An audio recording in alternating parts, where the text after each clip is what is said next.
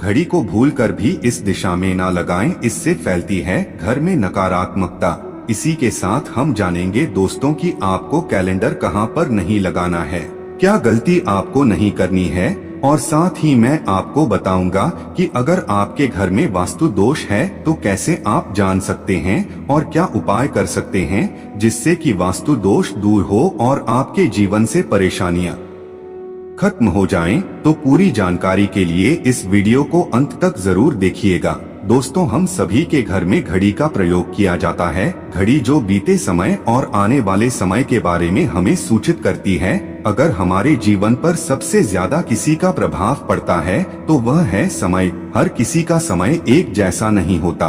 अच्छे और बुरे समय सभी के जीवन में आते रहते हैं। समय चक्र का चलना कायम ही रहता है। समय किसी के लिए नहीं रुकता। लेकिन अगर हम आपसे कहें कि आप अपने समय को अच्छा बनाने के लिए कुछ उपाय कर सकते हैं तो आपको यह सुन के कैसा लगेगा? जी हाँ, हम बात कर रहे हैं घर में लगी घड़ी की, जिसे हम रोज निहारते हैं। पर कभी ये नहीं सोचा होगा कि ये घड़ी हमारा समय बदलने में और अच्छा समय लाने में मदद कर सकती है। दोस्तों, हम कई बार जीवन में छोटी छोटी चीजों को नजरअंदाज कर देते हैं, लेकिन वहीं कुछ चीजें हमारे भाग्य पर अच्छा बुरा प्रभाव डालती है।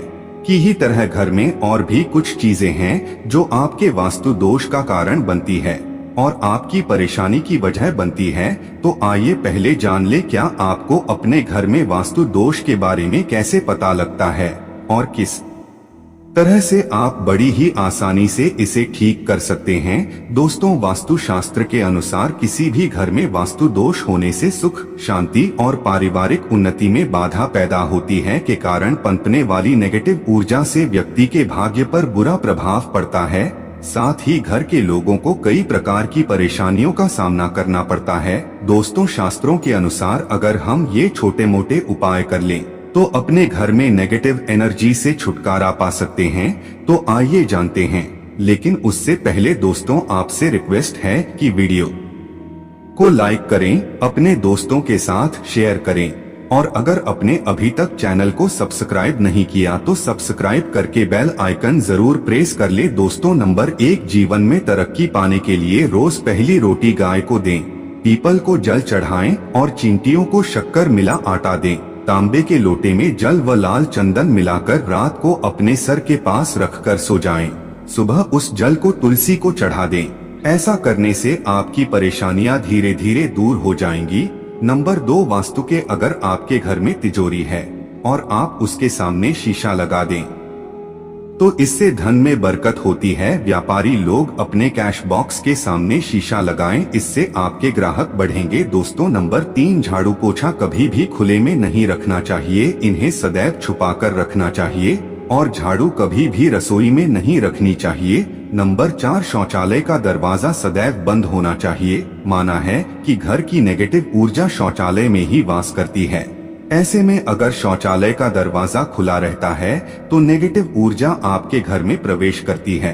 नंबर 5, घर में सुख शांति के लिए कपूर को घी में डुबाकर सुबह शाम जलाना चाहिए। इससे घर में वास्तु दोष भी कम होता है और रह रहे सदस्यों के जीवन की परेशानियां दूर होती है। दोस्तों, नंबर 6, दुर्घटना से बचने के लिए शाम को हनुमान चालीसा के बाद कपूर जरूर जलाना चाहिए। नंबर, घर में जिस जगह वास्तु दोष हो वहां कपूर की 2 टिकियां रखें, खत्म हो जाने के बाद वहां दोबारा इसे रखें। नंबर 8, सूर्य अस्त के बाद कभी भी किसी को दूध, दही या प्याज नहीं देना चाहिए, ये भाग्य में बाधक भी बन सकता है। नंबर 9, घर के मुख्य द्वार पर कूड़ादान कभी भी ना रखें। नंबर 10, घर में टूटा हुआ शीशा कभी भी नहीं होना चाहिए। नंबर 11, अच्छे भाग्य के लिए सुबह नहाते समय पानी में थोड़ा सा कपूर का तेल मिलाएं। शनिवार को चमेली का तेल भी मिला सकते हैं। नंबर 12, लक्ष्मी की कृपा पाने के लिए रोज रात को रसोई अच्छी तरह से साफ करके चांदी की कटोरी में कपूर और लौंग जलाए।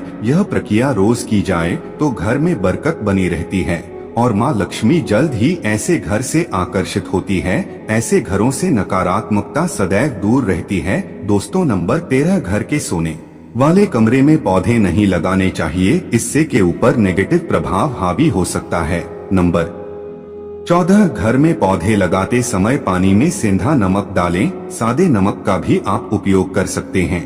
लेकिन दोस्तों ज्यादा फलदायी होता है। आपको शुभ फल जल्द ही प्राप्त होंगे। दोस्तों, घड़ी की सही दिशा आपके जीवन को भी सही रास्ता दिखाने में मदद कर सकती है। इसके अलावा कैलेंडर को किस जगह लगाना चाहिए और किस जगह पर नहीं, ये भी हम सबसे पहली बात जिसकी हम बात करेंगे वो है दोस्तों घड़ी का आकार यानी घड़ी की शेप। दोस्तों, वास्तुशास्त्र के अनुसार गोलाकार की घड़ियां, अंडाकार घड़ी सबसे उत्तम मानी जाती है, पर आजकल देखा जा रहा है कि बाजार में कई प्रकार की घड़ियां मौजूद है, जिसमें घर के सदस्य या भगवान की तस्वीरें और फोटो भी लगी होती है। लेकिन दोस्तों, आपको बता दें कि घड़ी के साथ तस्वीरें लगाना बिल्कुल भी सही नहीं है। आपके घर के सदस्यों के जीवन पर समय का प्रभाव देखने को मिल सकता है और भगवान की तस्वीर घड़ी में बिल्कुल भी नहीं लगानी चाहिए, क्योंकि भगवान की तस्वीर को रोज धूप, दीप, अगरबत्ती और पूजन की आवश्यकता होती है और घड़ी तो कई महीनों तक धूल में पड़ी रहती है। इससे भगवान का अपमान होता है और ये शुभ नहीं माना जाता। हो सके तो घड़ी का आकार गोल और अंडाकार ही पसंद करें। घड़ी का या अंडाकार होना हमारी पृथ्वी के आकार को दर्शाता है, जो को और घड़ी में नुकीले कोने होते हैं और वास्तु के अनुसार नुकीली चीजें नेगेटिव ऊर्जा का संचार करती है। दोस्तों, अगली बार जिसका आपको ख्याल रखना है वो ये है कि घड़ी को स्वच्छ रखें, साफ सफाई का ध्यान रखें, धूल ना जमा होने दें और कहीं से भी घड़ी टूटी फूटी नहीं होनी चाहिए।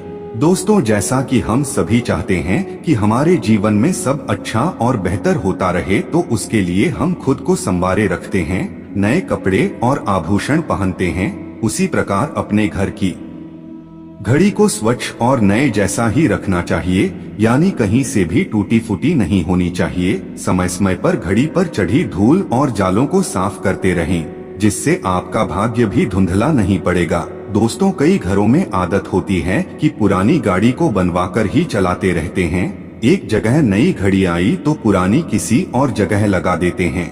ध्यान रखें, घर में पुरानी या फिर टूटी हुई या धूल चढ़ी हुई और बंद गाड़ी तो बिल्कुल भी ना रखें, क्योंकि इससे घर में नकारात्मकता और दरिद्रता का वास होने लगता है। बंद पड़ी घड़ी को घर में रखने से व्यक्ति के जीवन में नए अवसर नहीं आते और वह अपने कार्य में कामयाबी प्राप्त नहीं कर पाता। अगली बात जिसका आपको ध्यान रखना है वह है घड़ी की सही दिशा। घड़ी को कभी भी दक्षिण दिशा में नहीं लगाना चाहिए। दक्षिण यमलोक की दिशा मानी जाती है। काल का अंतिम चक्र यहीं से शुरू होता है, इसीलिए वास्तुशास्त्र में इस दिशा को घड़ी के लिए अशुभ माना गया है। घर में घड़ी को उत्तर दिशा, पूर्व दिशा या पश्चिम दिशा में आप लगा सकते हैं, लेकिन ध्यान रखें कि घड़ी को कभी भी मुख्य द्वार, कमरे के दरवाजे या आने जाने के लिए उपयोग किए जाने वाले दरवाजे के ऊपर कभी भी नहीं लगाना चाहिए। इससे समय आपके आने जाने की गति और दिनचर्या पर पड़ सकता है।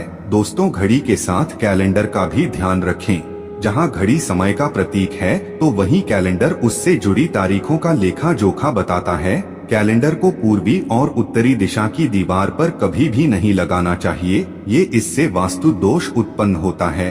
और कृपया करके अपने घरों में नए कैलेंडर के साथ पुराना कैलेंडर कभी भी ना लगाएं।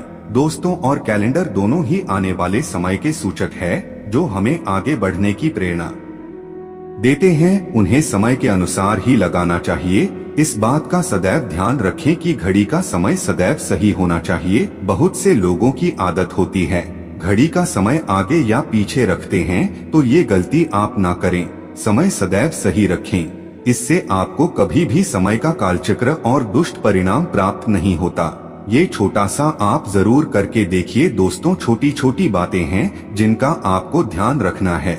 दोस्तों, रखी हुई घड़ी और पुराना कैलेंडर आपके भाग्य को भी रुकावटों से भर देता है। इसीलिए वक्त के साथ आगे बढ़ते रहने के लिए घड़ी और कैलेंडर को बदलते रहिए। और कैलेंडर को कभी भी अपने सोने के कमरे में ना लगाएं, ना ही इसे कभी मुख्य द्वार पर टांगे। ये शुभ नहीं माना जाता। पुरानी घड़ी किसी दान में देना शुभ माना जाता है। इससे आपके जीवन से बुरा समय निकल जाता है।